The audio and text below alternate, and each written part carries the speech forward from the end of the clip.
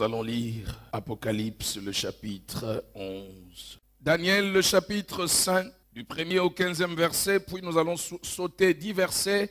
Nous irons lire du 25e au 28e verset. Le thème: si l'on nous mesurait temple, autel, adorateur aujourd'hui. Frères et sœurs, le Seigneur a envoyé son ange pour donner à son serviteur, l'apôtre Jean, la révélation du livre d'Apocalypse. Mais dans ce texte, le Seigneur lui dit: lève-toi et mesure le temple des dieux, l'autel et ceux qui y adorent. Dans plus d'un texte de la parole, nous voyons que le Seigneur, quand il le veut, il fait connaître aux hommes son évaluation, ses jugements sur ce qui se fait sur la terre, tant parmi le grand que parmi le petit. Enfants de Dieu, le Seigneur a prévu un jour qu'on appelle jour de l'Éternel. Ce jour est un jour terrible, jour où l'Éternel va peser les actions des hommes, les paroles que les hommes auront prononcées sur la terre. Ces jours sont terribles, mais sommairement, il a pesé ce qui se faisait dans le palais du roi Beltchatsar. J'aimerais que vous le sachiez encore, qu'aucun grand de la terre n'est grand aux yeux du Seigneur. Le Seigneur pèse ce qui se fait dans des maisons de chefs d'État, dans des maisons de rois. Il a pesé un jour. Et malheureusement, que ce roi, lorsqu'il a été pesé, il a été trouvé léger. Ils ont pris du vin, se servant des ustensiles de la maison de l'Éternel. Ayant fait cela, sa coupe a débordé. Lorsque l'Éternel ne juge pas encore, c'est lorsque la coupe n'a pas encore débordé. Lorsque la coupe déborde, lorsque Dieu dit assez, c'est assez, il met un terme à sa patience et à sa grâce, car Dieu n'est pas que les dieux doux, bons, les dieux de grâce. La Bible dit, notre Dieu est un feu dévorant. Frères, pendant que le roi et ses grands étaient en train de prendre le vin, une main sortit. Le roi changea de couleur. Qui pourra subsister devant l'Éternel au jour du jugement? Dans Apocalypse 11, le Seigneur ordonne à Jean de mesurer la maison de Dieu. Dans le contexte, il s'agit du temple eschatologique. Mes frères et sœurs, laissez-moi vous dire que ce matin, tel que nous sommes là, le Seigneur nous donne à nous tous, aujourd'hui, de mesurer la parole de vie. Nous allons étudier rapidement ces trois choses. Premièrement, le temple. Lorsque nous parlons du temple, nous voyons deux choses. Premièrement, l'existence de ceux qui portent la présence de Dieu. 1 Corinthiens 6, 19. Deuxièmement, le mot temple s'applique aussi au lieu et au rassemblement des enfants de Dieu. Mesurer le temple, c'est juger la vie du croyant, sa moralité, son immoralité, sa tenue vestimentaire, sa présentation devant les hommes, son éthique, sa pudeur. Juger le temple, c'est juger jusqu'où L'on est sérieux dans ce qui appartient à Dieu. Et cette fois-ci, allons-y à l'autel. L'autel parle de sacrifice et de dévotion, de qualité de sacrifice spirituel et physique, c'est-à-dire de qualité de l'adoration offerte au Seigneur, de la qualité de l'encadrement, du suivi, de l'affermissement qu'on donne aux nouveaux, aux faibles, du sérieux que le serviteur ont, sinon manque, dans l'exercice de leur ministère. L'autel parle de la qualité de l'offrande qu'on apporte au Seigneur, son volume et les motivations qui animent ceux qui les apportent, leur attitude de cœur. L'autel parle donc des serviteurs, du culte, des musiques, de l'accueil, du conseil, de l'intercession, de prédication, des attitudes de ceux qui montent sur la chair et qui se tiennent devant le peuple de Dieu. Finalement, il lui a été donné de juger ceux qui y adorent. Frères et sœurs, le Seigneur a ordonné à Jean de mesurer tout ça. Et lisez Proverbe 16, le verset 2, la deuxième partie.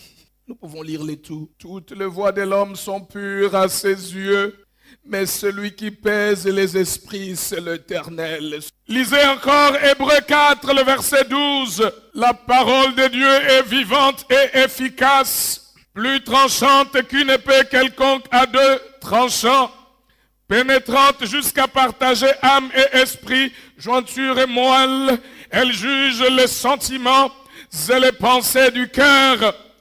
La parole, c'est Jésus, c'est Dieu. Dieu juge les sentiments, les pensées. Notez que le Seigneur a donné révélation sur l'activité du temple, de l'autel et de ceux qui y adorent. Il était dit dans l'Ancien Testament, ils me feront un tabernacle et ses ustensiles d'après le modèle que je vais te montrer sur la montagne.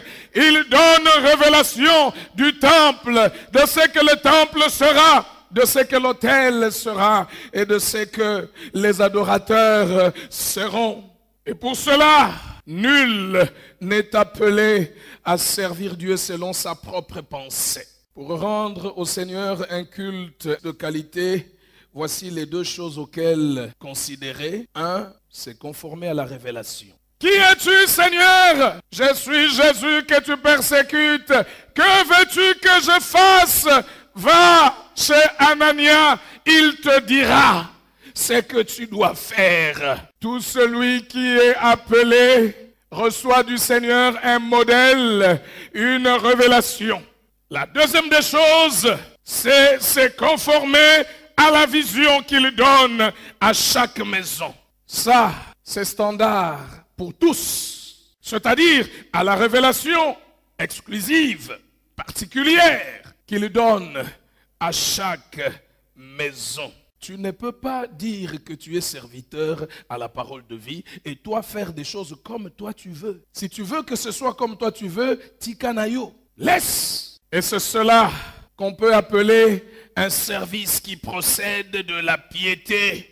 Et c'est cela le service que le Seigneur approuve et rémunère. C'est pourquoi il est dit, tout ce que vous faites, faites-le de bon cœur, non pas comme aux hommes, mais comme pour le Seigneur, sachant que vous recevrez du Seigneur l'héritage pour récompense. Tout service qui ne tient compte ni de révélation, ni de vision correspond à l'offrande de Caïn. Le Seigneur repousse un tel service. Caïn et Abel étaient tous deux frères. De même que nous sommes tous frères. Nous sommes frères, nous sommes sœurs, tous de la parole de vie. Mais Genèse 4:4 dit, l'Éternel porta un regard favorable sur Abel et sur son offrande, mais il ne porta pas un regard favorable sur Caïn et sur son offrande. Que cette parole t'avertisse. entre toi et ton frère d'une même église. Nous sommes tous frères. Et la Bible dit, l'Éternel porta un regard favorable sur Abel et sur son offrande. Mais il ne porta pas un regard favorable sur Caïn et sur son offrande. Faites attention dans l'adoption de ce que l'autre pense, de ce que les autres pensent. Faites attention à la légèreté des autres. L'apôtre Paul dit, tous courent, mais un seul remporte le prix. Tout service qui ne procède pas de la piété ou de respect pour Dieu n'est ni approuvé, ni rémunéré de lui. Je vois Jésus-Christ s'asseoir devant les troncs, regardant comment chacun déposait son offrande dans les troncs. Et il donne son jugement. Il voit la veuve s'amener avec sa petite pièce. Et Jésus dit, il a plus donné parce que il a trouvé la peine, le sacrifice dans l'offrande, dans le service qu'elle a porté au Seigneur. Mais il s'est rendu compte que le service des autres ne leur coûte rien du tout. Jésus s'asseoir devant les troncs. Qu'est-ce qu'il faisait? Il était en train de mesurer le temple, l'autel et ceux qui y adorent. Lorsque je dénonce ici, laissez-moi dénoncer. Laissez-moi mesurer tout le monde. Laissez-moi juger. Laissez-moi mesurer le temple, l'autel, le service de chacun. Laissez-moi mesurer les adorateurs. Lorsque le Seigneur m'a donné ce message, alors j'ai pris la mesure. J'ai commencé à mesurer les choses.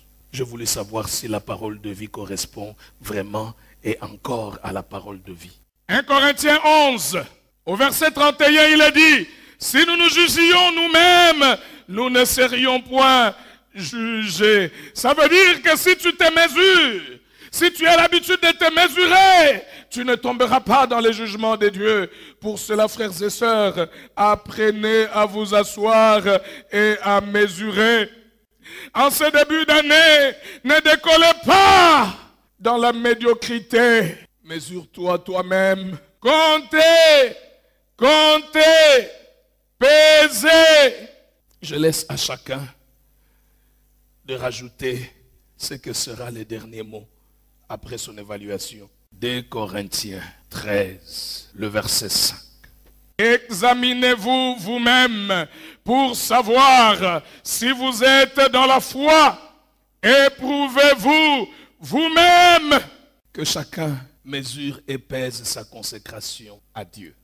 Que chacun mesure et pèse sa consécration pour Dieu. Je dis deux choses différentes. La consécration à Dieu et la consécration pour Dieu. Par consécration à Dieu, je fais allusion à la vie chrétienne. Par consécration pour Dieu, je fais allusion au service. Que tout celui qui a un ministère officiel à l'Église mesure et pèse son œuvre. Et lorsque tu te mesures, lorsque tu vas te juger, tu vas juger que tu es léger dans ce que tu fais pour le Seigneur. Mon frère, répands-toi la grâce à sa fin. Et considérez comme stupide dans la Bible tout celui qui se mesure, tout celui qui se pèse, tout celui qui s'estime léger, mais qui décolle, qui poursuit sa route.